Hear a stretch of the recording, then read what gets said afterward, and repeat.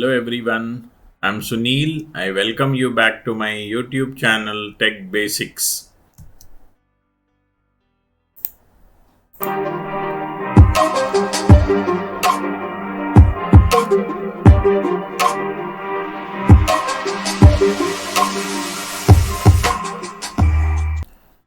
So in the previous video, we have discussed about if-else statement, nested if-else statement and so on. And then we have written some programs using those statements. In this video, we'll try to discuss about switch case statement. So basically, switch case statement you can use whenever you want to execute a particular block of code depending on the value or depending on the expression that is evaluated in the switch statement. So in the switch statement, you have an expression which will be evaluated, and based on the value, either case 1 will execute or case 2 will execute. So you can write any number of case statements over there. There is no limit for the number of case statements and so on. So if the value of this expression is 1, it will come over here to case 1. It will execute the statements which are there in case 1, and then because of break statement, it will come to the end of the switch case statement. If the value of this expression is going to be 2, then it will execute the statements which are written in case 2. And then if the value of this expression is evaluated as 3 or less than, that is greater than 2 or less than 0, then it will come to default. So in default, basically you can tell the user why it has come to default and what is that user has to do in order to execute the statements which are available in the various case statements that you are going to write over here. So here, based on the expression or the evaluation of the expression, a value is generated, and then based on that value, a particular block of code gets executed. And because of the break, it will come to the end of the switch statement. So let's try to write some programs using switch case statement. So the first exercise that we want to do over here, we want to write a program wherein you want to accept a number and you want to display the day of the week, wherein you need to display if the number is 0, you are supposed to display Sunday. If the number is 6, you are supposed to display Saturday and so on. So if the number given by the user is say 0 to 6, then you can easily display the number, that is day of the week, as Sunday, Monday, Tuesday accordingly. But if the number given by the user is more than 6, then what is that we need to do? So you have to convert that number to day of the week, which means you have to divide that number by 7. So when you divide any given number by 7, you will see that the remainder will be either 0 or 1 or 2, and the maximum remainder that we get over there is 6. So in this way, we can write a program to accept a number and to display the day of the week. So use the same software, repl.it. So here you can write a program. What is that you want to accept from the user now? You just want to accept a number from the user. So you can give a message to the user over there, declare n. You say to the user, enter a number to display, what is that you want to display? Day of week. So you can give a message to the user so that user understands what is that he has to enter and what for he has to enter that. And then once you accept this day of the week, that is once you accept the number, then you need to convert this number to 0 to 6, which means you need to divide this number by 7. So what do you do there? You say n equals to n%7. So when you do so, what happens is, when you divide that number by 7, you get the remainder which can be 0, 1, 2, 3, 4, 5, 6. Now you can make use of that particular number in your switch statement. So you can say switch to the value of the variable called n, and there you will write case 0. There you will display the day of the week as Sunday, and then you are supposed to write a break statement. So what is that we are trying to say over here? You try to accept a number and then you divide that number by 7. So So when you divide that number by 7, you get a reminder, and your reminder can be anywhere between 0 to 6. So as per the program statement, if the reminder happens to be 0, or if the value is 0, then you are supposed to display Sunday. If it is 1, you are supposed to display Monday, so on. You need to do this for 7 times. So just copy paste this code. So if it is case 1, then you display here day of the week as Monday. If it is case 2, then you can display here day of the week as Tuesday. If it is case 3, you display the day of the week as Wednesday. If it is 4, display the day of the week as Thursday. Likewise, you can continue till Saturday. Day of the week over here as Friday, and then finally you will write here, if it is 6, you will say day of the week as Saturday, and so on. So now then you are supposed to write here default. So you will write default over here, and then you will guide the user over here. When it comes to default now, because if you give any number over here, every number when you divide by 7, you will get a reminder either at 0 or 1 or 2, 3, 4, 5, 6 and so on.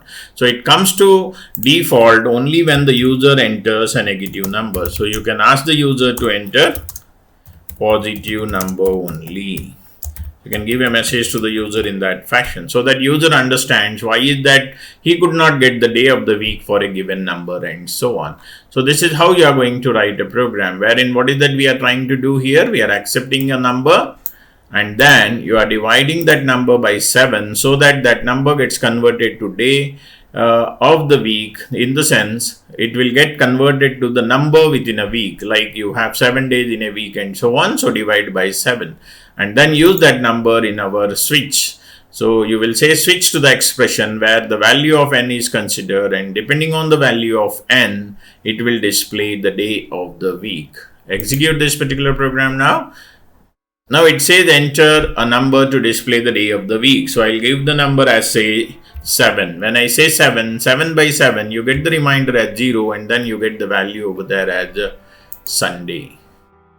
Similarly, if I give 100, 100 by 7 it will perform, and then you will get the value over there. 100 by 7, the reminder is going to be 2, which means it is going to be Tuesday. So you can enter the numbers in this fashion and you can check. 50 by 7 reminder is 1, so it is going to display 1. Then I give the number over there as, say, -3 and so on. So if I give the number over there as -3, you can run this. Then I will get a message. It will not execute case 1, case 2, case 3, case 6. It will go to default, wherein you will guide the user to enter a positive number only. So this is how you can make use of a switch case statement, and depending on the value, it will either execute the block called case 0, or it will execute a statement which are present in case 1, or the statements in case 2, case 3, case 4, case 5, case 6 and so on. You can as well write this program with the help of if and else statement, that is nested if and else statement. But when you write more than 4 if and else statement, you feel that the program looks complicated. So instead you can always switch to a statement called switch case statement. Here it is very easily we can tell the user that yes, if the value of this n is going to be 3, it is directly going to execute this particular block of statements and so on. So that is how you are supposed to write switch case statement followed by a statement called default statement over there and so on. Let's try to understand the next program that we have over there. The program says you want to write a program wherein you want to accept a character from the user now. Not a number, but a character from the user. Like you want to accept A, S, M, D. and you want to perform arithmetic operation as per the choice of the user. Meaning of that is, if the user enters A, you are supposed to perform addition. If the user enters S, you are supposed to perform subtraction. If the user enters M, you are supposed to perform multiplication. If the user enters D, you are supposed to perform division, and so on. So here, instead of we accepting the choice as a number, we are going to accept here the choice as a character. So based on a value of the character, or based on the character that is accepted, you are supposed to perform the task over here. So what is that you do here? You declare character ch, and then you can ask the user to enter A for addition. You can say to the user, enter S for subtraction, M for multiplication, and then you can say D for division. So you can give a message to the user in this fashion. Okay, then the user is going to enter the choice. Okay, or else you can give very clearly the message to the user, enter A for addition, S for subtraction separately in each of the line, and so on. Okay, and then in order to perform addition or subtraction, multiplication or division, you require two numbers. So you can take two numbers as n1 and n2. So whether the user is going to enter A or S or M or D, you need two numbers. So what you do is accept these two numbers in the beginning. So ask the user to enter two numbers to perform arithmetic operations, and then you take these two numbers in a variable called n1 and n2. Now tell the user what is that you want to, or ask the user what is that you want to do with these two numbers. You want to perform addition or subtraction, multiplication or division. Take the choice of the user. Once the choice is given by the user, then what is that you are going to do? You are going to perform that particular activity. So you can say here, switch to the choice. So if your choice happens to be A, so if it is a character, then you are supposed to write it in single quotes. If it is A, then you will say over here that sum of two numbers equals to n1 plus n2. So this is how you will write the program. What is that you are saying? If the choice is A, then it will come to case A, wherein you will display the sum of two numbers, which is n1 plus n2. But if your choice happens to be S, then you'd write here difference of two numbers equals to n1 minus n2 or n2 minus n1. It's your choice. In the similar way, if the choice happens to be M, then you say product of two numbers equals to n1 multiplied by n2. And if the choice given by the user is going to be D, then you say the choice of the user is D. So you write over here quotient after division. So you will get the quotient after division, which is n1 by n2, you say. Okay.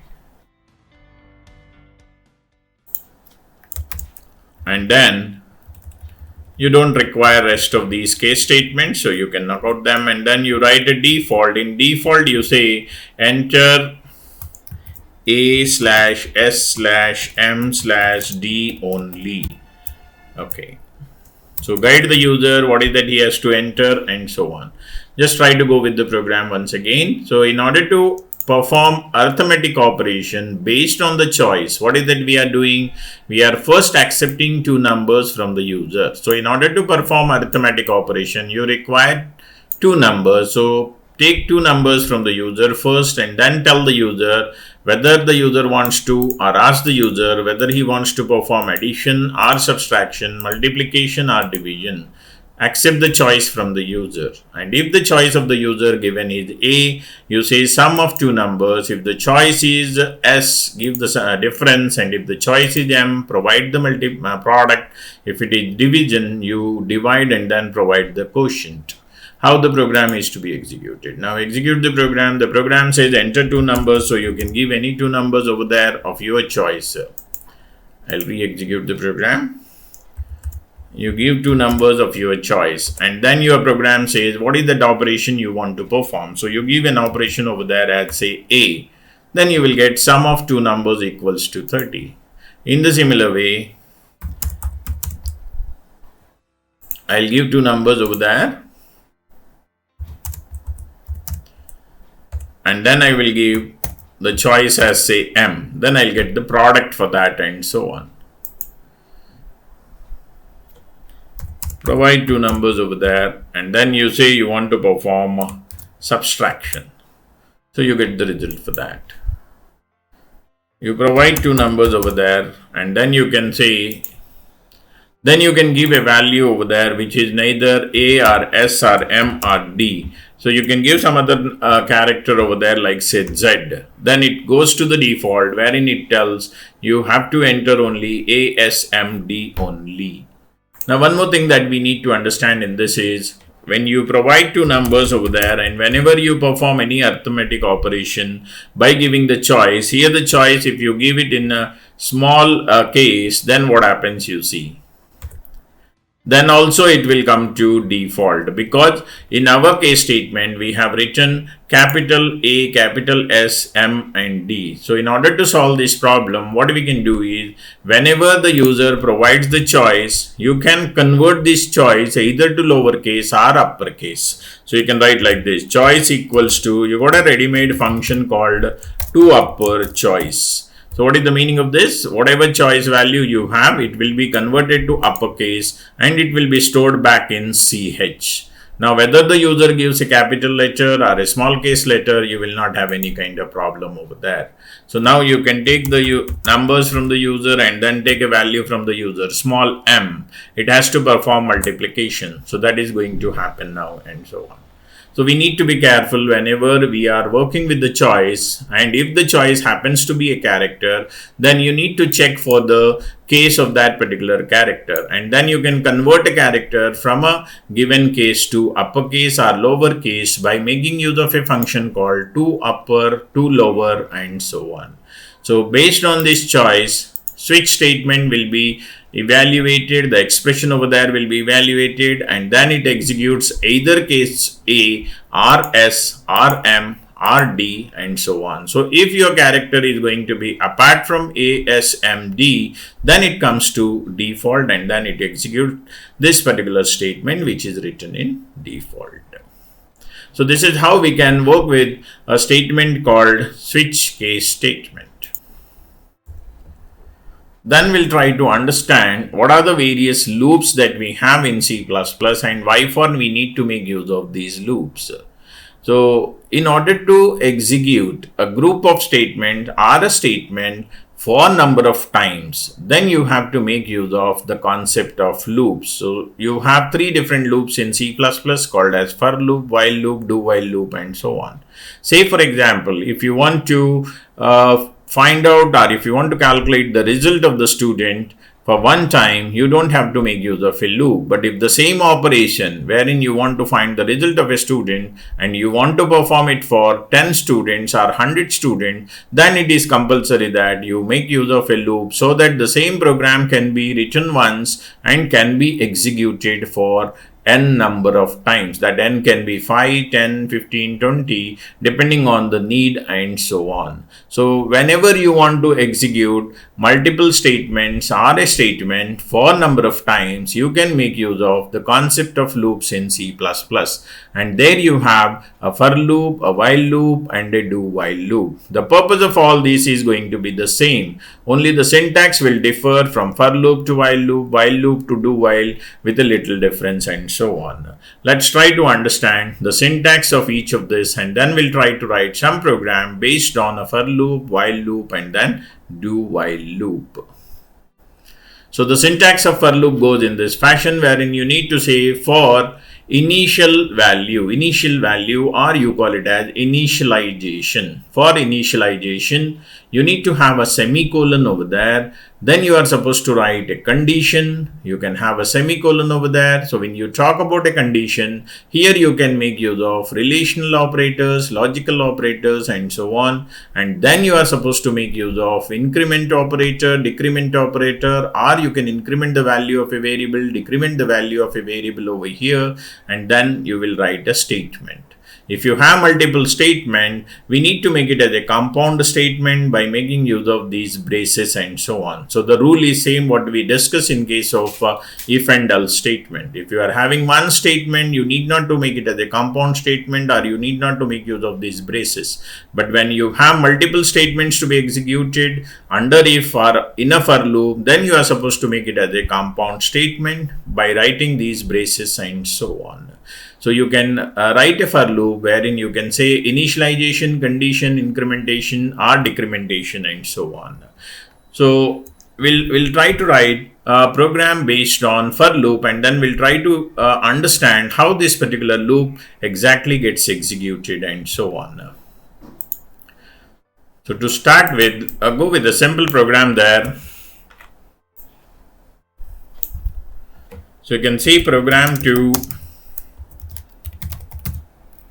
display numbers from 1 to 100. So it's a simple program that you want to do. You want to display the numbers from 1 to 100. So as you have to perform, or as you have to display numbers for 100 times, it is compulsory that it is must that you make use of the concept of loops over here. Now whether you make use of a while loop or a for loop or a do while loop is the choice of the programmer.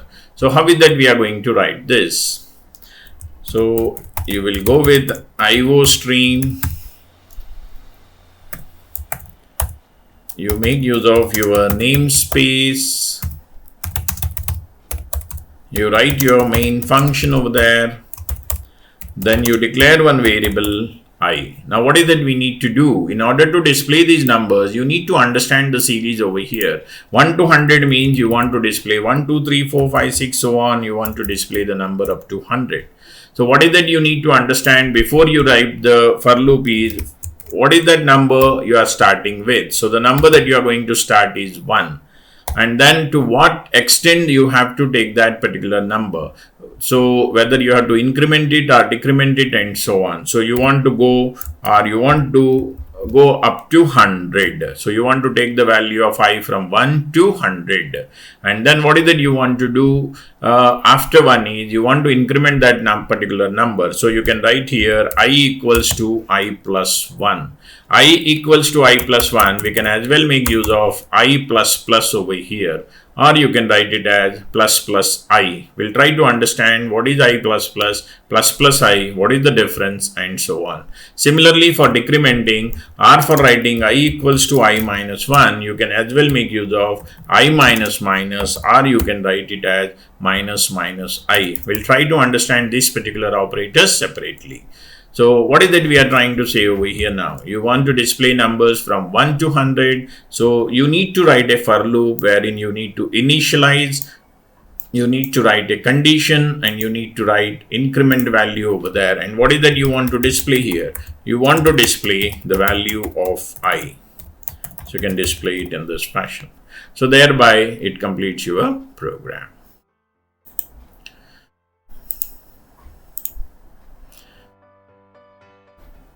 So comment this statement that you have written, a comment on the top. Yeah.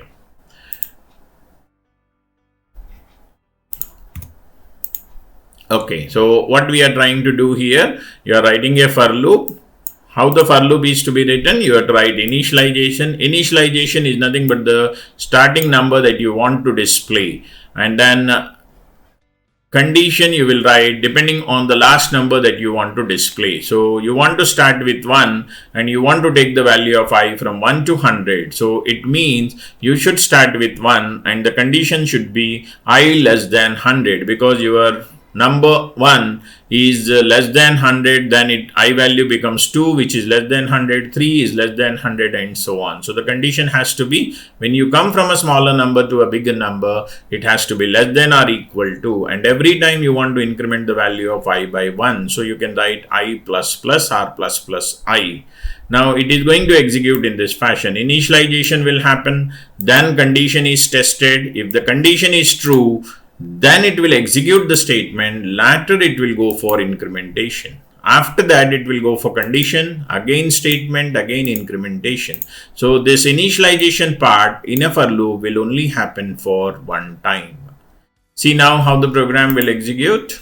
The output of the program, you can see over there, you got the output wherein the value of I started with 1 and then incremented every time by 1, and then it will stop till the value of I reaches 100. So it's very easy to write these kind of programs wherein you just need to understand the series that is given over there. How is that you want to display the numbers, and what is the starting number over there, the last number over there, and the difference between two numbers over there, and so on. So in the same way, if I just want to display this program in the reverse order, wherein I want to display the numbers as 199, 98, dash, dash, dash, I want to display up to 0. So then what is that I need to do? As I told you, you need to know the starting number, which is say 100, and you want to come down to 0. So 100 definitely is greater than or equal to 0. So you will say greater than or equal to 0. And then to come from 100 to 0, every time you are supposed to decrement the value by writing I minus minus. So that is how you can write a program wherein the program will display numbers from 100 to 0. Run the program now. You can see the result over there. It starts with 100 and then it comes down to 0. So this way you can write the program, and it will be something like a game wherein you can try out writing and displaying the values in this fashion. So you want to display 5, 10, 15, 20, dash, dash, dash, say 105. So how is that you are going to write this? So as I told you, you need to know the starting value. So in our case, it is going to be 5. You need to know the last value, that is 105, as you are coming from a smaller number to a bigger number, less than or equal to, and then you want to increment, or the difference between two numbers is 5. So you write I plus 5. But don't just write I plus 5. You are supposed to write it as I equals to I plus 5. Because whatever value you increment has to be stored back in I. Comment this, otherwise you are bound to get error. You can comment like this. Run the program now, and there you can see you get the value as 5, 10, 15, 20, 25, 30, so on. It goes up to 105 and so on. So this is how you can write programs wherein you can start with some value, go up to some value, increment by some value, decrement by some value, so that you reach the maximum value over there and so on. Then in the next video, we'll try to write some complicated programs wherein we'll try to write factorial program, prime number program, and so on. And then we'll also try to understand the other loops like while loop, do while loop, and then we can go with the concept of nested loops and so on. So please subscribe to this particular channel, and you also press that bell button so as to get the notifications in future. Thank you.